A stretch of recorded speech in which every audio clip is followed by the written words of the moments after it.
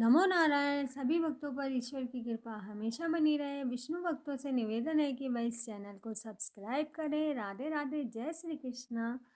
यमदूत कहने लगा कि हे विश्व, मनुष्य को सदैव शालीग्राम और शिला में तथा व्रज या कीट गोमती चक्र में भगवान वासुदेव का पूजन करना चाहिए, क्योंकि सब पापों का नाश करने वाले, सब पुण्यों को देने वाले तथा मुक्ति प्रदान करने वाले भगवान विष्णु का निवास इसमें माना गया है। जो मनुष्य शालीग्राम की शिला या हरि चक्र में पूजन करता है वह अनेक मंत्रों का फल प्राप्त कर लेता है। जो फल देवताओं को निर्गुण ब्रह्म की उपासना में मिलता है, वही फल मनुष्य को भगवान शालीग्राम का पूजन करने से प्राप्त होता है, जिससे यमलोक नहीं देखना पड़ता है। भगवान को लक्ष्मी जी के पास अथवा बैकुंठ में इतना आनंद नहीं आता है जितना शालीग्राम जी की शिला या चक्र में निवास करने पर आता है।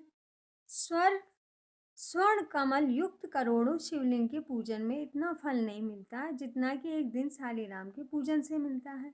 भक्ति पूर्वक शालीग्राम का पूजन करने से विष्णु लोक में वास करके मनुष्य चक्रवर्ती होता है।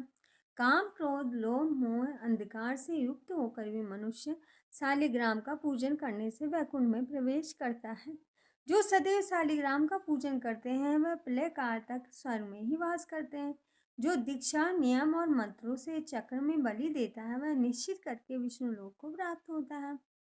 जो शालीग्राम के जल से अपने शरीर का अभिषेक करता है वह मानो संपूर्ण तीर्थों में स्नान करता है। गंगा, रेवा, गोदावरी सबका जल शालीग्राम में वास करता है।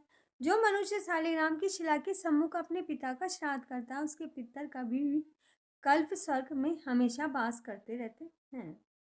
जो लोग नित्य शालीग्राम की शिला का जल पीते हैं उनके हजारों बार पंचगव्य पीने से भी क्या प्रयोजन है।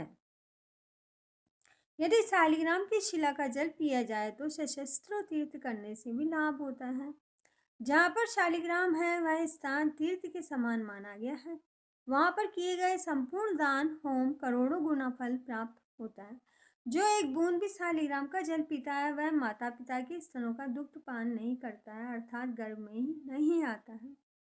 शालीग्राम शिला में जो कीड़े मकोड़े एक कोस के अंतर पर मरते हैं वह भी वैकुंठ को प्राप्त हो जाते हैं।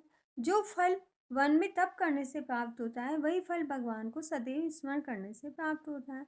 मोहवश अनेक प्रकार के घोर पाप करने वाला मनुष्य भी भगवान को प्रणाम करने से नरक में नहीं जाता है।